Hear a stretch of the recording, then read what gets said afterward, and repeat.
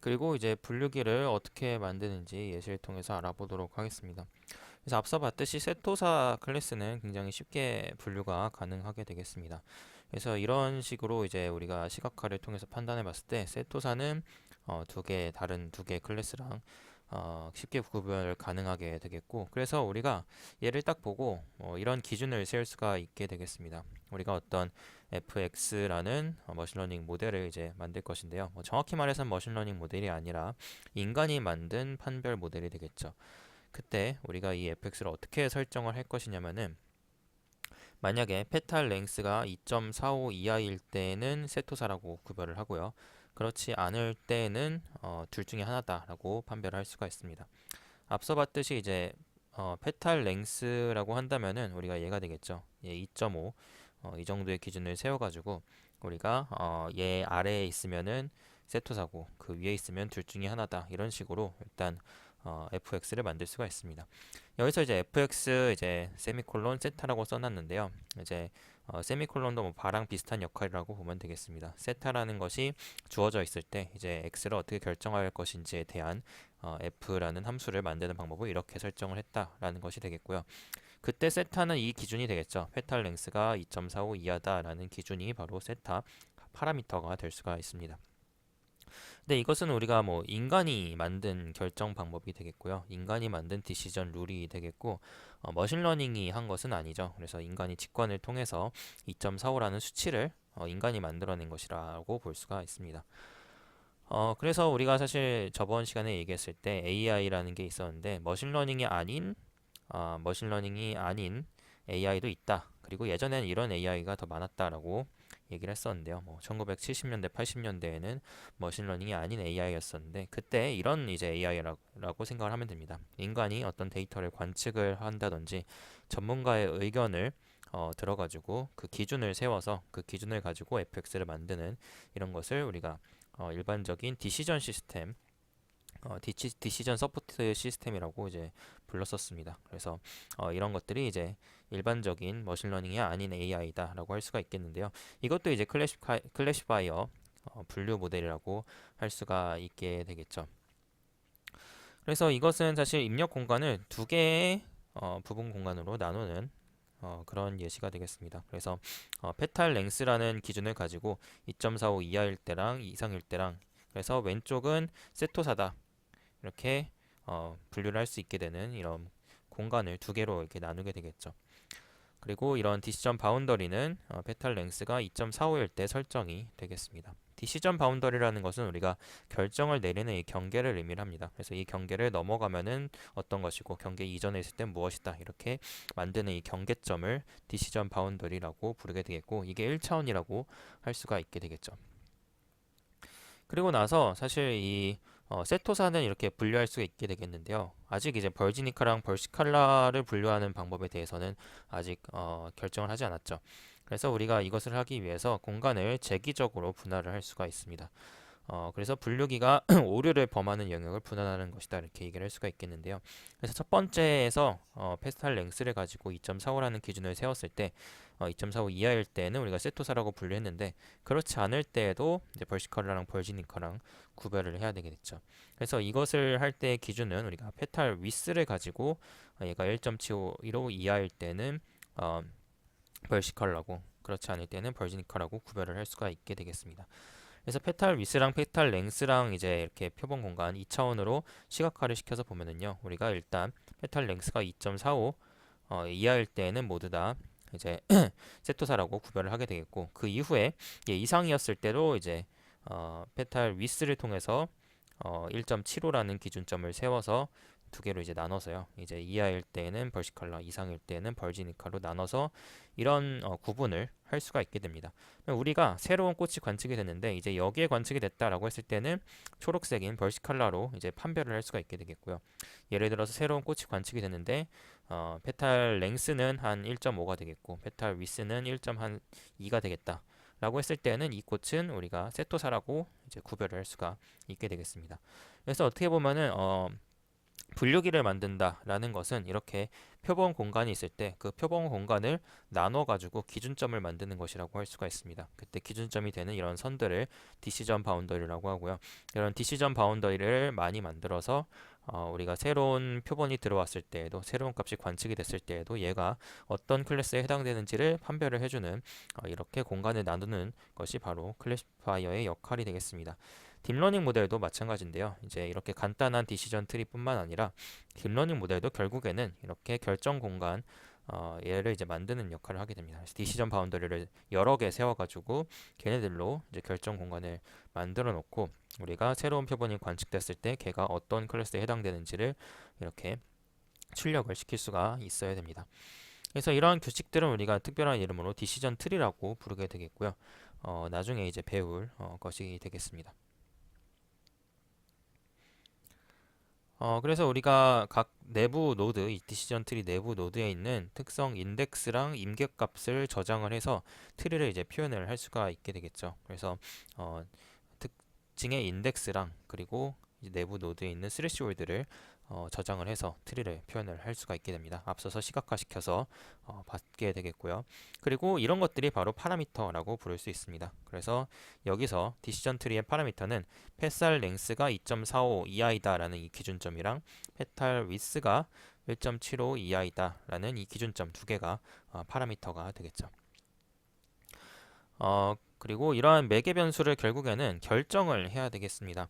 결국에 우리가 이런 변수, 무슨 변수를 쓸 것인지랑 그리고 그 변수의 값이 몇 이하 이상일 때 이거의 기준점을 정하는 방법을 결국에는 인간이 이렇게 정하는 것이 아니라 머신러닝이 어떤 기준점을 가지고 머신러닝이 데이터를 통해서 정하도록 해야 됩니다. 그게 바로 이제 머신러닝이 쓰이는 역할이 되겠고요. 그래서 머신러닝을 통해서 이런 디시전 트리를 만들 수도 있는데요. 그때 이제 디시전 트리를 머신러닝이 만들 때 이런 값들, 파라미터 값들을 인간이 눈으로 보고 결정을 하는 것이 아니라 이 어떤 알고리즘을 통해서 결정을 하는 그런 작업을 하게 되겠습니다. 그래서 그 알고리즘 자체를 머신러닝이 이제 학습하는 모델이다 이렇게 볼 수가 있겠죠. 그래서 결국에 이 지도학습의 목표는 우리가 앞서 봤었던 디시전 트리 같은 모델을 데이터를 통해서 자동으로 파라미터를 설정하는 것이다 라고 할 수가 있습니다. 그래서 우리가 주어진 어떤 특정 입력에 대해서 타겟 레이블을 예측할 때 우리가 이렇게 결정 공간을 나누고 나면은 새로운 데이터에 대해서 예측을 할 수가 있게 되겠죠. 근데 이런 것들은 우리가 결국엔 어떤 기준이 있어야 됩니다. 그래서 어떤 기준을 통해서 우리가 이 모델이 좋은 것인지 아닌지를 판별할 수 있어야 되겠죠. 그것에 이제 기준이 되는 것이 보통 로스 값이라고 부르는 것이 되겠고요. 로스는 이렇게 알파벳 L 대문자로 보통 나타내고요. 파라미터 세타를 입력 값으로 받습니다. 즉 이제 어떤 파라미터 세타가 주어졌을 때 걔에 대한 로스 값이 이제 계산이 될 수가 있게 되겠고요. 그 로스 값은 어떻게 정의가 되냐면은 우리가 클래시피케이션이라고 했을 때 분류라고 했을 때는 이렇게 미스 클래시피케이션 오류를 이렇게 정의를 할 수가 있습니다. 이 수식을 보면은 이제 시그마가 있고요. 시그마가 n부터 라지 n까지 갈 때 이제 다 더하는 것이 되겠고 걔를 이제 n분의 1로 다시 나누니까 이 수식의 평균값이라고 볼 수가 있겠죠. 그리고 내부 안에 이 수식을 보면은 아이덴티피케이션 펑션이 그 아이덴티파이어 펑션이 있습니다. 이 펑션 같은 경우에는 이런 식으로 동작을 하고요. 이 i 안에 있는 얘가 2라는 애가 true일 때에는 1의 값을 이 i가 출력을 하고요. 이 안에 있는 애가 false일 때는 0의 값을 출력을 합니다. 그래서 안에 있는 얘를 보면은 모델이 예측한 값이 얘죠. xn을 f에다가 넣었을 때 세타의 상황에 대해서 우리가 f라는 모델이 세타라는 파라미터가 주어져 있을 때 그때 x에 1번째도 넣을 수가 있고 이런 식으로 x에 뭐 150번째까지 넣을 수가 있겠죠. 그래서 주어진 샘플을 다 넣어봤을 때 걔가 실제 y 1이랑 일치하냐 이렇게 볼 수가 있겠고 이런 식으로 y 150이랑 우리가 x 150을 f에다가 넣었을 때 얘랑 일치하냐 안 하냐를 볼 수가 있게 되겠죠. 그래서 일치하지 않는 경우에 얘가 true가 되고요. 일치하는 경우에 얘가 false가 됩니다. 그래서 얘는 결과적으로 앞에 봤었던 아이리스 데이터에 대해서 생각을 하면은 150개의 샘플 중에서 만약에 얘가 그러니까 모델이 출력한 예측값이 실제 관측된 y와의 결과랑 일치 안 했을 때가 몇 번인지를 세는 거라고 할 수가 있습니다. 그래서 여기까지 시그마까지 보면은 우리가 150개의 샘플에 대해서 이제 예측한 모델이 낸 결과, 그러니까 예측값과 실제 관측값이 일치 안 할 때를 몇 번인지 센다. 라는 게 이제 이 시그마까지가 되겠고요. 걔를 이제 150으로 나누니까 결과적으로 평균적으로 얼마나 예측을 잘 못하는지를 확률로 나타낸 것이 되겠습니다. 예를 들어서 150 나누기 70이라고 이렇게 표현을 하게 된다면은 예측을 잘못했을 때가 70번 있었다라고 표기를 할 수가 있게 되겠죠. 이 70은 시그마 이 아이덴티파이어 펑션에서 나온 거라고 할 수가 있겠습니다. 이름이 이제 인디케이터 펑션이라고 할 수가 있게 되겠고요. 그래서 이 안에 있는 인디케이터 펑션 안에 있는 값이 false일 때 1의 값을 출력을 하니까요. true일 때 1의 값을 출력을 하니까 두 개가 같지 않을 때가 true니까요. 그래서 예측 값이 안 맞았을 때 1의 값을 출력을 하게 되겠고 걔를 다 모아서 샘플들마다 모아서 셌을 때가 이제 분자가 되겠고요. 분모는 이제 모든 샘플의 개수가 들어가게 되겠습니다. 그래서 걔가 바로 1부터 0 사이에 어떤 값이 되겠죠. 걔가 바로 misclassification rate라고 부를 수가 있습니다. 그래서 얘는 0부터 1 사이의 값을 가지게 되겠고 1에 가까울수록 모델이 안 좋은 거다라고 볼 수가 있게 되겠죠. 그래서 모든 로스는 낮을수록 좋은 게 되겠고요. 그리고 높을수록 안 좋은 것입니다. 그리고 반대로 모든 스코어는 높을수록 좋은 것이고요. 낮을수록 안 좋은 게 되겠죠. 그래서 얘는 로스이기 때문에 이제 낮을수록 좋은 것이 되겠습니다. 그래서 여기서 이제 로스의 세타가 인풋으로 들어가는데요. 결국에 이 모델에 세타가 있죠. 그래서 모델에 어떤 세타를 줬을 때 로스 값이 어떻게 되는지를 각각 측정을 할 수가 있습니다. 그래서 세타 1번을 로스를 이제 잴 수가 있고요. 그때 이 세타를 이제 모델에 대입을 해가지고 이 얘를 측정을 해볼 수가 있겠죠. 그리고 세타 2번을 또 넣어서 측정을 해볼 수가 있겠죠. 이 세트들은 앞에서 봤듯이 어떤 후보가 될 수가 있습니다. 이 변수 값들을 어떻게 결정할 것인지에 대한 후보가 될 수가 있겠죠. 예를 들어서 페탈 랭스가 2.45로 구별을 해야 되는 것이냐, 얘가 이제 세타 1번이 될 수가 있고요. 똑같이 또 다른 예시로 페탈 랭스를 2.35로 구별을 해야 되는 것이냐, 이게 이제 세타 2번이 될 수가 있고, 이런 식으로 많은 세타가 있을 것입니다. 그래서 많은 세타가 있을 것인데 걔네들을 이제 대입을 해봐서 로스 값을 다 계산을 해볼 수가 있겠죠. 어떻게 얼마나 틀렸는지를 우리가 측정을 해볼 수가 있습니다. 그래서 우리가 가장 로스가 낮은 세타를 고를 수가 있게 되는 것입니다. 이게 일반적으로 머신러닝이 학습하는 방식이라고 볼 수가 있게 되겠고요. 결과적으로 세타 값들이 여러 개의 후보가 있을 때 어떤 세타가 가장 좋은지, 즉 어떤 모델이 가장 좋은지를 이제 판단을 할 때 로스 값이라는 이런 기준점을 세워가지고 이 기준점을 수치로 표현을 해서 얘가 가장 낮을 때 좋은 것이다 라고 이제 판단을 할 수가 있게 되겠습니다. 그래서 앞에 봤던 이 예시에는 모든 오류가 동등하다고 가정을 합니다. 이제 인디케이터 펑션의 아웃풋이 단순하게 이 내부 조건이 true일 때는 1을 출력을 하고요. 내부 조건이 false일 때는 0을 출력을 하게 되는데요. 그 의미는 뭐가 어떻게 틀리든 그냥 1로 출력을 하고 뭐가 어떻게 맞든 0으로 출력을 하겠다라는 의미가 돼서 모든 로스를 동등하게 처리를 합니다. 근데 어떤 경우에 대해서는 우리가 특정 오차를 중요하게 봐야 되는 경우가 있을 수가 있습니다. 예를 들어서 우리가 야생에서 뭐 먹을 수 있는 아이리스를 찾고 있다라고 가정을 했을 때, 예를 들어 뭐 세토사랑 벌시니카는 먹을 수 있지만 벌지니카는 먹을 수 없다라고 해봅시다.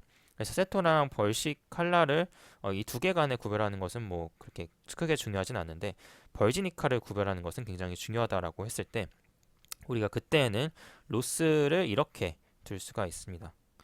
그래서 인디케이터 펑션으로 로스를 판단하는 것이 아니라 이제 실제 예측한 y랑 그리고 그러니까 예측한 y랑 실제값이랑 이런 기준점으로 둘 수가 있겠죠. 예를 들어 벌시칼라를 세토사로 예측했다라고 한다면은 1이 아니라 10의 값을 주는 것입니다. 마찬가지로 어, 벌시컬러를 벌지니컬을 이제 벌시컬러로 예측했다라고 한다면은 10의 값을 주는 것이죠. 이런 식으로 벌지니컬을 예측하는 것이 중요하다라고 했을 때 이렇게 잘못 예측한 벌지니카에 대해서는 이렇게 높은 로스를 줘가지고 1이 아니라 이렇게 10의 값을 출력값으로 해가지고 앞에 이 수식을 다시 계산을 할 수가 있습니다. 그래서 이 인디케이터 펑션을 이런 로스 펑션으로 대체를 할 수가 있게 되겠고요. 이 로스 펑션은 맞췄을 때는 0을 내는 것은 똑같지만 틀렸을 때 어떤 경우에는 1을 내고 어떤 경우에는 10을 출력하는 그런 값이라고 할 수가 있습니다. 그래서 얘를 다시 써보면은 이런 식으로 다시 쓸 수가 있죠. 앞에 봤었던 인디케이터 펑션이 이제 l이라는 소문자로 변경이 되었고, 이 l이라는 소문자는yn과 yn 햇에 따라서 출력값이 다른 형태가 되겠습니다. 우리가 앞으로 이제 어떤 해시라는 기호를 많이 볼 텐데요. 이 해시라는 기호는 모두 어떤 것을 예측한 결과가 되겠습니다. 그래서 앞에서 이제 봤었죠. 이 해시라고 썼는데요. y 해시라고 하는 것은 y를 예측한 것, 즉 여기서는 fx 세타라고 부를 수가 있습니다. 그래서 세타가 주어졌을 때 이 함수 f가 존재할 수 있겠고, 그때 xn을 넣었을 때 값이 바로 yn 해시 되겠죠. 그래서 우리가 이 로스 값이 사실은 이런 표가 아니라 이렇게 설정을 할 수가 있겠죠.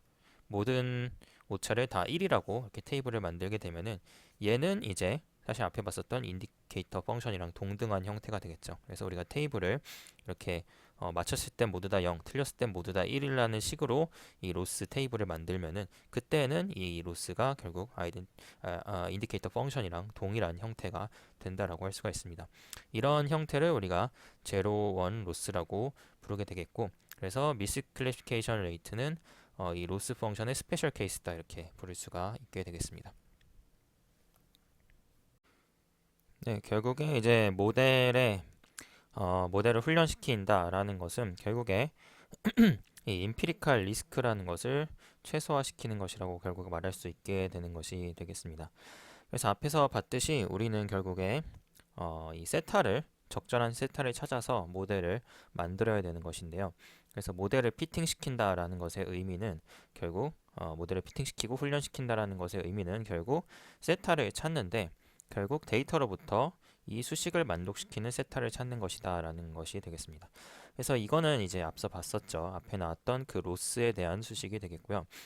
얘를 이제 낮게 만드는 것을 찾고 싶은 것이 목적이니까요. 자, argmin을 써가지고 우리가 앞서 봤었죠. argmin은 어떤 아규먼트를 찾는데 그 오른쪽에 있는 얘를 최소화시키는 세타를 찾는 것이다 라는 것이 되겠죠. 그래서 우리가 이 세타를 여러 가지 조합을 넣어가지고 얘를 이제 계산을 해봤을 때 가장 이제 이 수치가 낮게 나오는 이 세타를 바로 우리가 이 세타 햇으로 삼겠다라는 것이 되겠습니다. 그래서 이 L 세타가 바로 얘가 되겠고요. 그냥 풀어서 쓴 것이 되겠죠. 그래서 알그민 세타 L 세타가 결국에 세타 햇이 된다. 그래서 다시 이제 문장으로서 말해보자면은 이 L 세타, 로스 세타라는 수치가 있는데 얘를 이제 가장 낮게 만드는 아규먼트 세타를 찾아서 우리가 예측한 세타로 삼겠다라는 것이 되겠습니다. 근데 이때 이제 주의해야 되는 게 우리가 xn과 yn을 쓴다라는 것이 되겠습니다. 이게 우리가 데이터셋이었죠. D라는 데이터셋이었고요. x 벡터 n이랑 y 정답값 이렇게 n이 1부터 라지 n까지 이루어진 이런 데이터셋을 써서 얘를 수치를 계산을 하게 되겠죠. 그런데 우리가 이 데이터셋을 써가지고 수치를 계산하게 되는 그 로스 수치를 계산하게 되는 과정이 결국에는 우리가 관측한 데이터셋에 치중되어서 학습을 한다라는 뜻이 되겠습니다. 그래서 우리가 이것을 임피리컬 리스크 미니마이제이션이라고 부르는데요. 그러니까 리스크라는 것은 우리가 로스랑 같은 말이라고 생각을 하면 되겠고요. 경험적 리스크 최소화라고 부릅니다. 그래서 경험적 로스 최소화, 경험적 리스크 최소화라고 부를 수가 있게 되겠는데요.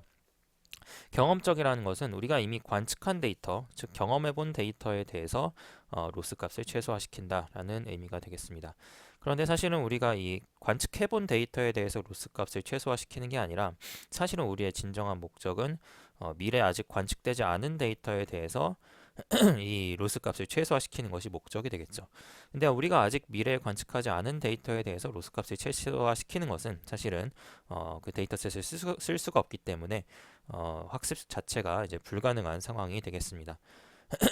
그래서 그거를 이제 정리를 해보자면은 우리가 입력이 주어졌을 때 출력을 정확하게 예측할 수 없을 가능성이 매우 높습니다.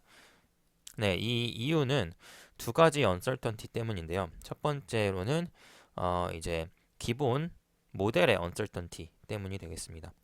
모델의 uncertainty, 이제 한국말로는 얘가 이제 인식론적 불확실성이라고 이제 부를 수가 있는데요. 그게 뭐냐면은 우리가 어떤 모델이 좋은지를 인간이 선택해야 되는데 그게 어떤 모델이 좋은지를 선택하기는 사실은 그 물리 법칙을 정확하게 이해하지 않는 이상 어렵다라는 것이 되겠습니다. 예를 들어서 우리가 키랑 몸무게 간의 관계를 어떤 모델로서 학습시키고 싶은데 우리가 선형 회귀 모델로 얘를 진행을 할 수도 있습니다.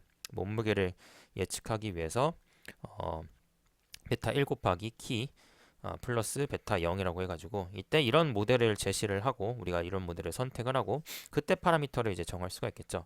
베타 1, 베타 0 이렇게 파라미터를 정할 수도 있겠는데 근데 우리가 사실은 이렇게 모델을 만들 수도 있지만 또 다른 방법으로 모델을 만들 수가 있습니다. 이제 선형 회귀가 아니라 2차원 2차원 이제 변수를 써가지고 이제 키의 제곱과 키의 1차원과 이제 그 편차 이렇게 해가지고 세 개의 베타를 쓰는 이런 모델을 또 선택을 할 수가 있겠죠. 얘를 이제 모델 1번, 모델 2번이라고 했을 때 우리가 뭐 어떤 모델을 써야지 더 좋은 것인지 일단 뭐 파라미터 수치 학습 자체는 그냥 머신러닝 알고리즘을 최적화 알고리즘을 돌려서 학습을 시킬 수가 있겠지만 이 모델을 선택하는 것 자체는 우리의 어떤 인식이라든지 이런 것들이 들어간다는 것이 되겠습니다. 인간이 얘를 선택해줘야 된다는 것이죠. 모델 1번, 2번 중에 어떤 것이 더 좋은지. 그래서 우리가 이 몸무게와 키의 관계에 대해서 완벽하게 이해하고 있지 않기 때문에 이 모델을 선택하는 과정에 있어서 언설턴티가 있을 수밖에 없다라는 것이 되겠고요. 두 번째로 이제 데이터 언설턴티가 되겠습니다. 그래서 데이터 자체가 우리가 어떤 편향이 있을 수도 있겠죠. 그래서 이것을 뭐 우연적 불확실성이라고 이제 부를 수가 있겠는데요. 뭐 예를 들어 우리가 키랑 몸무게 데이터를 얻었는데 그게 사실은 뭐 농구 선수들이 살고 있는 지역 근처에서 얻었다라고 해봅시다. 그러면 사실은 일반적으로 우리가 일반인들한테 얘를 적용시키기 힘들겠죠. 이런 식으로 어떤 데이터의 편향이 있다든지 이런 쪽에 이제 데이터에 문제가 있을 수도 있습니다. 그래서 데이터의 불확실성 때문에 이렇게 완벽한 모델을 만드는 것이 불가능하게 되겠습니다. 그리고 이제 우리가 예측에서 불확실성을 표현하는 것은 일반적으로 확률로서 나타내게 되겠습니다. 그래서 그런 불확실성은 확률 분포로 나타낼 수 있고요. 보통은 컨디셔널 확률 분포로 나타내게 되겠습니다. 그래서 이런 조건부 확률 분포를 사용을 해서 불확실성을 나타내게 되는데요. 이때 이제 F, C, X, 세타 이런 경우는 이제 우리가 모델의 예측이라고 부를 수가 있겠고요. 이 모델의 예측을 이렇게 단순하게 한 개의 숫자로 y 횟수로 나타내는 것이 아니라 우리가 얘를 확률로서 나타내자라고 하는 게 이 언설턴티를 확률로서 표현할 수 있게 되겠죠.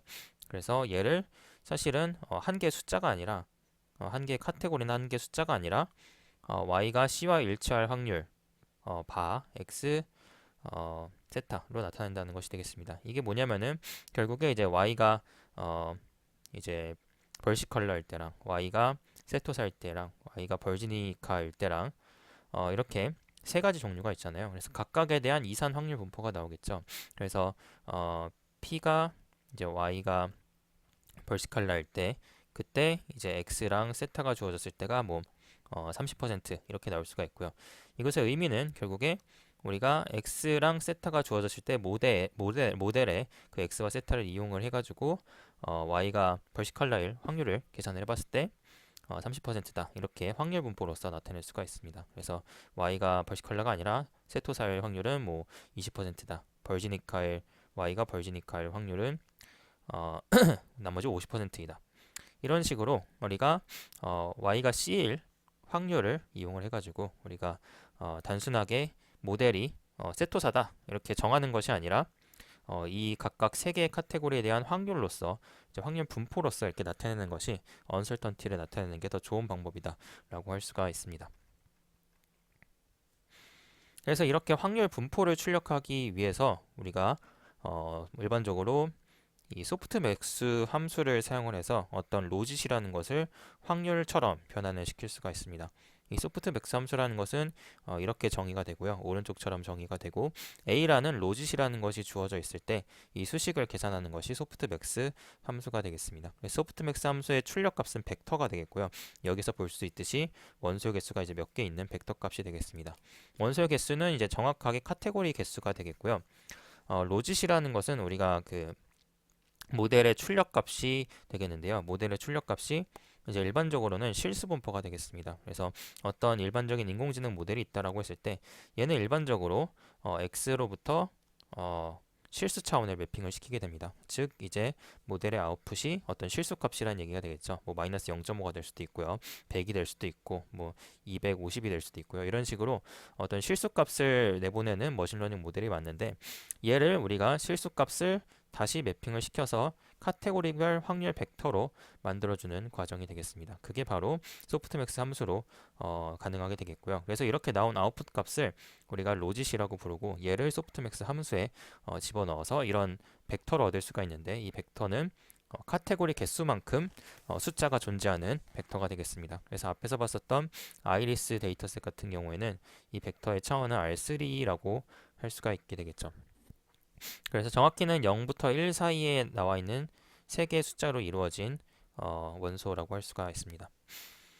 그래서 결국에 이 소프트맥스 함수는 RC를 0,1 이 사이의 분포에 있는 C 차원으로 이동을 시킵니다. 그래서 이것의 의미가 뭐냐면은 소프트맥스 함수가 결국에는 이제 이 로짓 C 차원을 받아가지고 0부터 1 사이에 있는 어떤 숫자의 C 차원으로 변경을 시킨다라는 것이 되겠습니다. 그래서 예를 들어서 우리가 0.5, 0.7 1.2라는 값이 이렇게 어떤 머신러닝 모델에서 얘가 이제 출력값으로 보통 나오게 됩니다. 이런 식으로 실수값으로 출력값이 나오는데 우리가 얘를 이제 소프트맥스 함수를 취하게 되면은 얘가 이제 3차원인 건 똑같은데요. 그러니까 RC에서 0부터 1 사이의 C가 되는데 3차원인 건 똑같은데 이 숫자 각각이 0부터 1 사이의 숫자가 됩니다. 예를 들어서 0.3, 0.2, 0.3, 0.5 이런 숫자가 될 수 있습니다. 이제 합이 1인 숫자가 되고요. 그래서 소프트맥스를 이제 취하게 되면은 이제 합이 1인 숫자인 예를 들어서 이제 0.2, 0.3, 0.5가 이렇게 될 수가 있습니다. 그래서 이거 자체는 이제 y 햇이 되겠고요. 그래서 x 어떤 벡터를 집어넣었을 때 이 머신러닝 모델이 이렇게 출력값 3개를 내게 되겠고 그걸 소프트맥스로 바꾸면 이렇게 3개의 0부터 1 사이의 숫자로 바뀌는데 이게 바로 각각 클래스의 확률이 될 수가 있습니다. 그래서 우리의 모델은 결국에 어떤 머신러닝 모델이 출력한 이런 실수값 차원을 가지고 이 실수값을 가지고 소프트맥스를 한 번 더 씌워가지고 이런 확률 분포로 변환을 시키겠다. 이게 바로 P가 Y가 이제 1을 확률이 되겠고요. 이게 바로 이제 P, Y는 2일 확률이 되겠고 이런 식으로 우리가 3개의 이제 서로 다른 이산 확률 분포를 만들어 가지고 얘를 각각의 카테고리 1번, 카테고리 2번, 카테고리 3번의 확률로 삼겠다라는 것이 되겠습니다.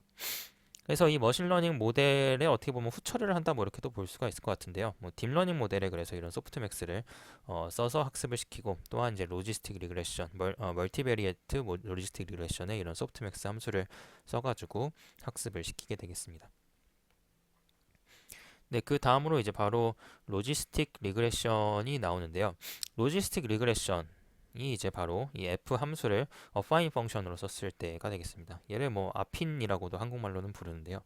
영어 발음은 뭐 affine인 것 같습니다. 그래서 f라는 이 함수를 affine 펑션으로 썼을 때인데 affine 펑션은 결국에 그냥 선형 모델이 되겠습니다. 선형 모델이라는 것은 우리가 이 입력값 x에 대해서 앞에 붙어 있는 이 개수가 있고 얘 입력값 x가 1차원인 경우 그리고 얘를 이제 다 더했을 때 이제 더한 이유랑 더하기 전이랑 이제 선형 펑션을 취했을 때 그 값이 이제 같아진다. 뭐 이런 이제 개념이 되겠고요. 그래서 선형이라는 것이 이 affine 펑션의 특징이 되겠습니다.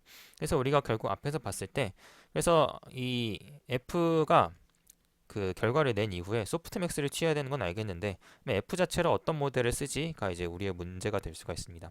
얘를 이제 선형 모델로 쓸 수도 있고 딥러닝을 쓸 수도 있고 뭐 디시전 트리 같은 것들을 쓸 수 있고 그런 식으로 우리가 실수값을 출력해내는 실수값을 출력해내는 어떤 모델이든 이제 쓸 수가 있게 되겠습니다. 그 모델 중에 한 개의 예시가 바로 여기서 보는 선형 모델이 될 수가 있고요. 그래서 우리가 인풋 값이 예를 들어 아이리스 데이터 같은 경우는 4개가 있었잖아요.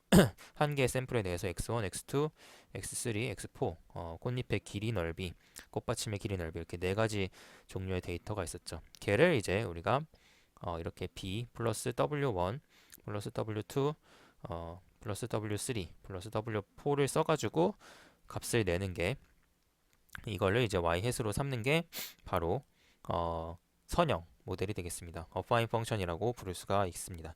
이때 파라미터는 b, w1, w2, w3, w4가 되겠고요. 그래서 우리가 얘네들 수치를 이제 결정해주고 나면은 x1, x2, x3, x4 정보는 있으니까 이 정보에 대한 아웃풋을 뽑아낼 수가 있게 되겠죠. 그래서 여기서 학습해야 되는 파라미터는 b, w1, w2, w3, w4가 이렇게 5개가 학습해야 되는 파라미터가 되겠습니다. 그래서 결국에 이때 파라미터 세타는 b와 w 벡터가 되겠고요. 그래서 이런 선형 모델을 우리가 벡터의 곱셈으로 나타낼 수가 있게 되겠죠. 벡터의 곱셈으로 나타내면은 여기에 이제 보일 수 있는 wt 내적 x가 되겠습니다. 그래서 wt 같은 경우에는 원래 w 벡터가 이렇게 4개의 차원으로 이루어진 벡터가 되겠죠. w1, w2, w3, w4가 되겠고요. 얘를 트랜스포즈 시키면 이제 행 벡터로 변하게 되겠죠. 그래서 w 트랜스포즈는 우리가 다시 써보면은 w1, w2, w3, w4라고 쓸 수 있고 얘 곱하기 얘 내적 x1, x2, x3, x4가 되겠습니다. 그래서 얘는 우리가 선형 대수학 시간에 배웠던 것처럼 이렇게 다시 쓸 수가 있게 되겠고요.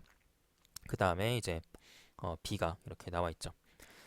그래서 우리가 이 오른쪽에 있는 이 방정식을 선형대수학적인 행렬 곱셈의 여기서는 이제 벡터 곱셈인데 벡터 곱셈의 표현으로 나타내면은 이렇게 나타낼 수가 있게 되겠고요.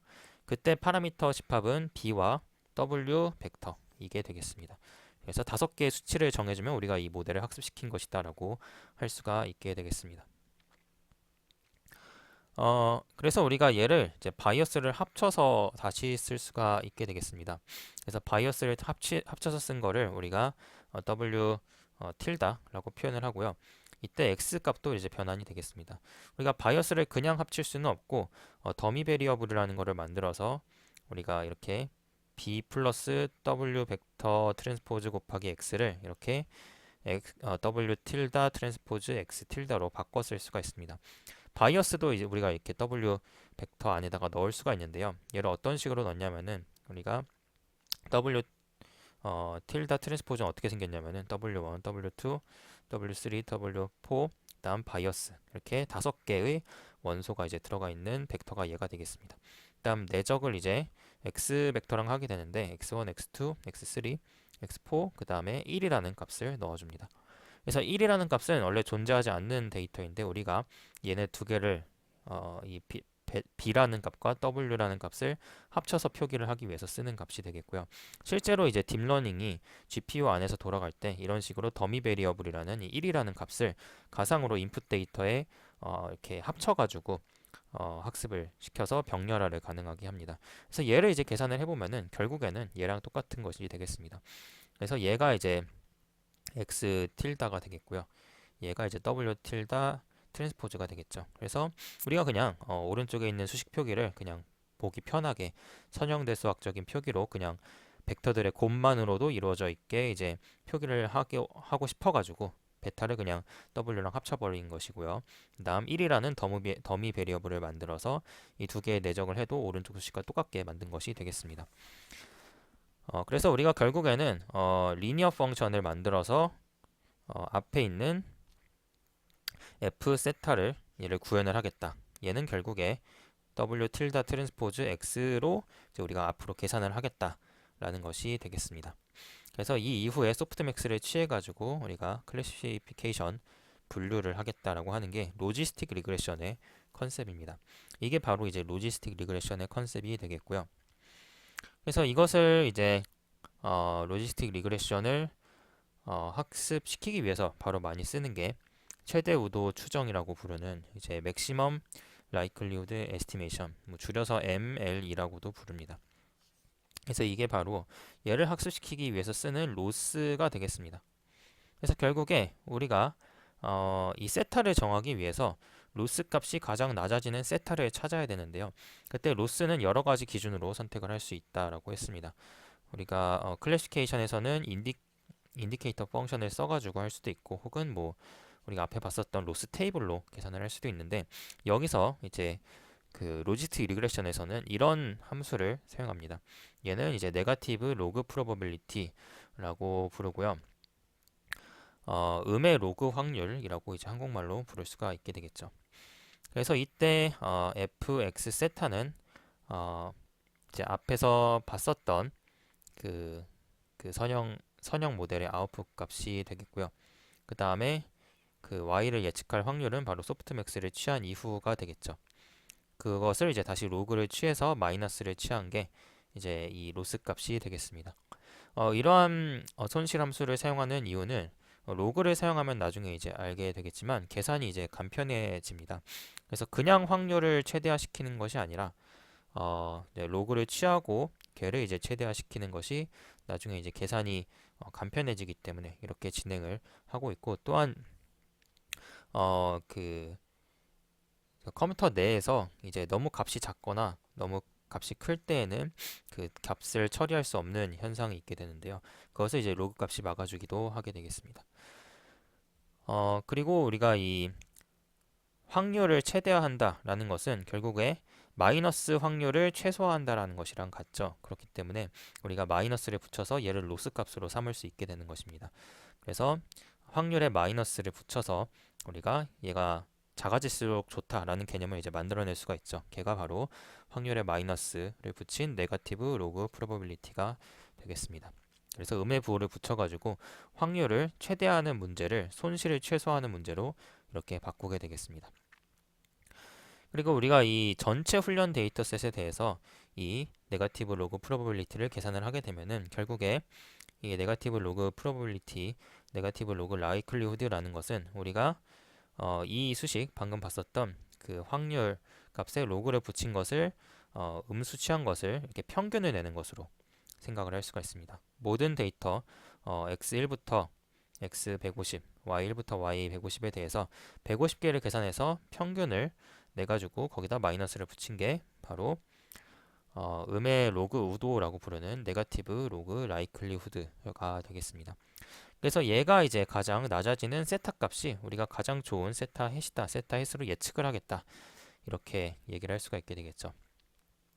그래서 각 데이터 포인트의 로그 확률을 더한 이후에 데이터의 개수로 나누어서 우리가 평균을 구할 수가 있게 되겠고요. 이렇게 하면은 데이터셋의 크기에 상관없이 우리가 비슷한 라이클리후드를 얻을 수가 있습니다. 그래서 우리가 데이터셋의 n의 개수, 샘플의 개수가 100개든지 10,000개든지 간에 우리가 일정한 기준이 필요하게 되겠죠. 예를 들어서 100개, 10,000개일 때 각각 100배 정도의 수치 차이가 나게 되면은 문제가 생기잖아요. 그래서 어떤 모델이 더 좋은지를 직관적으로 알기 위해서 우리가 얘를 평균을 취해가지고 샘플에 대해서 평균을 취해서 n의 개수, 즉 샘플의 개수에 상관없이 로그 라이클리후드가 어느 게 얼마 정도 좋은지를 판단할 수 있게 되는 것이 되겠습니다. 그래서 결국 정리를 하면은 우리가 이 NLL을 계산을 했을 때 가장 작아지는 세타를 찾아서 우리가 걔를 세타의 헷, 세타의 예측치로 삼겠다. 결국 머신러닝 모델에 얘를 쓰겠다라는 말이 되겠죠. 그래서 맥시멈 라이클리후드 에스티메이트는 결국에 네거티브 로그 라이클리후드를 가장 최소화하는 세타를 찾아서 걔를 우리가 머신러닝 모델의 세타로 쓰겠다라는 것이 되겠습니다. 그래서 이렇게 찾은 모델을 맥시멈 라이클리후드 에스티메이트로 찾았다라고 이제 말을 할 수가 있습니다. 그래서 얘를 한국말로 변형을 하면은 최대 우도 추정이라고 이제 부르는데요.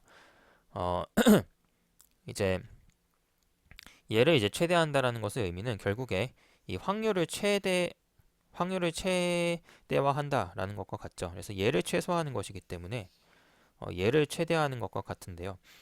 얘가 이제 데이터가 이제 그yn에 관측된 확률이기 때문에 결국 이제 xn이 주어졌을 때 앞에 나온 아이리스 데이터에 대해서 설명을 하면은 이제 x1번, 즉 이제 1번 인풋이 주어졌을 때 세 가지 가능성이 가능하잖아요. x1번이 주어졌을 때 세 가지 가능성이 가능한 게 이제 벌시컬러랑 벌지니카랑 그리고 이제 세토사 이렇게 있었죠. 세 가지 조합이 가능한데 그 중에서 우리가 y 1은 뭐 얘였다. 벌지니카 벌시컬러였다라고 해봅시다. 그러면은 얘를 이제 최대화하도록 이제 얘가 이제 py1 x1을 따져보면은 얘를 이제 최대화하도록 되어 있기 때문에 결국에 관측된 데이터에 대해서 얘 150개에 대한 평균을 내면은 결국에 각각의 관측된 데이터에 대해서 평균을 내는 가장 최대 확률 분포를 이제 최대화하는 그런 파라미터를 찾고 있다라고 말을 할 수가 있습니다. 그리고 이제 얘를 이제 직관적으로 계산을 할 수가 있게 되는데요. 예를 들어서 동전 던지기 실험 같이 확률이 이제 결국에 두 가지 종류가 있는 앞뒤가 나올 수 있는 그런 실험을 뭐 100번 했다라고 가정을 했을 때 앞면이 60번 나왔다라고 하면은 결국에 어, 동전의 앞면이 나올 확률이 결국에 세타 이런 파라미터로 찾아줄 수가 있게 되겠고 그때 이제 0.6이라는 세타 값을 확률 7을 찾아낼 수 있게 되겠습니다. 그 다음으로 이제 리그레션 회귀 문제에 대해서 알아보도록 하겠습니다. 회귀는 이제 아웃풋 값이 실수 값인 경우가 되겠죠. 그래서 이렇게 쓸 수가 있게 되겠고요. y는 r의 원소이다. 즉 이제 실수값의 원소의 y를 찾는 그런 문제가 되겠습니다. 예시를 들어보자면은 우리가 어떤 꽃의 독성을 독성이 얼마나 있는지 수치로 나타낼 수 있게 되겠죠. 예를 들어서 아이리스 꽃의 인풋이 똑같이 x1, x2, x3, x4처럼 이제 꽃잎의 넓이, 높이, 꽃받침의 넓이, 높이 이렇게 주어져 있다고 했을 때 얘 출력값이 꽃 종이 아니라 독성이 얼마나 수치가 있는지를 출력하도록 모델을 만들 수가 있겠죠. 그때 독성은 수치, 실수값으로 나타낼 수 있는 데이터가 되겠습니다. 그리고 뭐 예를 들어서 그 식물의 전체적인 높이, 그러니까 꽃잎, 꽃받침의 높이가 아니라 전체적인 키 높이를 출력값으로 낼 수도 있겠죠. 그래서 인풋 값이 똑같더라도 이런 식으로 y 값을 다르게 구성을 하고 그때 y 값이 실수값이 된다라면은 그건 우리가 회귀 문제라고 부릅니다. 그래서 우리가 이것은 클래시피케이션과 다르게 되겠고요. 클래시피케이션은 결국에는 우리가 디스크리트한 라벨, 즉 이제 실수값이 아니라 딱딱 끊겨져 있는 어떤 카테고리를 예측하는 것이 클래시피케이션이었고, 리그레션 같은 경우는 뭐 집 가격 예측 문제처럼 출력값이 실수값인 경우가 되겠습니다. 또 다른 예시로는 기온 예측, 주식 가격 예측, 뭐 학생의 시험 점수 예측 이런 것들이 될 수가 있습니다. 그때 출력값은 실수값이 되겠죠. 그래서 결국에 회귀 분석도 인풋 개념에서는 똑같습니다. 이제 분류 문제랑 회귀 문제랑 인풋에서는 뭐 큰 차이점이 없고요. 그래서 X 데이터는 큰 차이점이 없는데 저 Y 데이터 즉 이제 타겟 데이터가 구성된 게 다르다라고 할 수가 있게 되겠고요. 그래서 타겟 데이터가 다르기 때문에 앞에 봤었던 그 확률 분포를 쓰는 그 y 값의 확률 분포를 쓰는 로스 값을 사용을 할 수가 없습니다. 그래서 일반적으로 다른 로스 값을 사용을 하는데요. 그래서 일반적으로 회귀 문제에 많이 쓰는 로스 함수는 쿼드라틱 로스라고 할 수 있습니다. 뭐 L2 로스라고도 부르게 되겠고요. 이런 쿼드라틱 로스는 어떻게 계산이 되냐면은 그 관측대 값 y랑 예측한 값 y, 즉 y 햇은 모델의 출력값이 되겠죠. fx 세타가 되겠죠. 그래서 이 y 햇이 fx 세타, 즉 이제 모델의 출력값과 실제 관측된 y 값에 뺄셈을 해가지고 걔를 제곱을 하는, 즉 이제 두 개의 차이를 제곱하는 것이 로스 값이 되는 게 바로 이제 쿼드라틱 로스라고 부릅니다. 그래서 결국에 차이가 적으면 적을수록 이 로스 값이 적어지게 되겠죠. 그래서 오차가 클수록 더 이 수치가 커지게 되겠고요. 그리고 이 전체 데이터셋에 대해서 이 로스 값을 다 계산을 해서 평균을 때리는 것이 바로 우리가 MSE라고 부르는 수치가 되겠습니다. MSE는 민 스퀘어 에러가 되겠고요. MSE는 뭐 머신러닝이나 인공지능, 딥러닝에서 엄청나게 많이 나오는 용어가 되겠습니다. 그래서 민 스퀘어 에러를 사용을 해서 MSE를 사용해서 이 모델을 학습시키고 평가를 합니다. 그래서 얘는 평균을 낸 것이고요. 무엇을 평균을 냈냐면은 방금 봤었던 실제 관측된 y 값과 모델이 예측한 모델이 x를 넣었을 때 아웃풋으로 뽑아낸 그 값을 빼가지고 걔를 그 값을 제곱시킨 것을 모든 샘플에 대해서 평균을 내는 것을 MSE라고 부릅니다. 그래서 이렇게 MSE를 사용하는 이유는 계산이 이렇게 간편하게 되겠죠. 제곱을 하는 과정 전에 이제 뺄셈을 하는 거 그리고 평균하는 거 이렇게 굉장히 간단한 계산으로 이루어져 있고요. 그러면 사실은 왜 이렇게 제곱을 쓰냐? 절대값을 쓰면 좀 더 직관적이지 않을까라고 이제 생각을 할 수도 있습니다. 그래서 y 빼기 y 햇의 절대값을 쓰면 되지 않을까라고 생각할 수가 있는데요.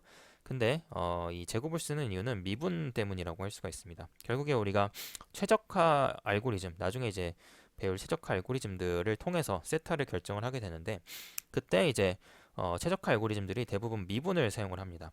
그래서 미분값을 사용을 하는데 이런 식으로 절대값을 쓰게 되면은 미분값이 이렇게 이제 y가 y 햇이 y랑 일치할 때는 이렇지만 이제 나머지 값에서는 똑같은 기울기를 가지게 되겠죠. 또한 이 값에서는 y가 y 햇이랑 같아지는 이 부분에 대해서는 미분이 불가능하게 되겠습니다. 근데 우리가 이제 제곱을 취하게 되면 이런 식으로 함수가 구성이 돼서 이 최적점에 가까워질수록 이제 곡선의 기울기가 점점 더 이제 완만해지는 그런 경향성을 갖게 되겠고요. 그래서 미분이 쉽고 미분이 모든 지점에서 가능하다는 것 때문에 제곱을 취하게 되겠습니다. 그리고 이제 큰 오차에 대해서 더 큰 페널티를 주게 되겠죠. 그래서 이렇게 오차가 크다라고 했을 때는 곡선의 기울기가 가팔라지기 때문에 우리가 나중에 최적화 알고리즘에서 얘를 이용을 하게 되겠습니다.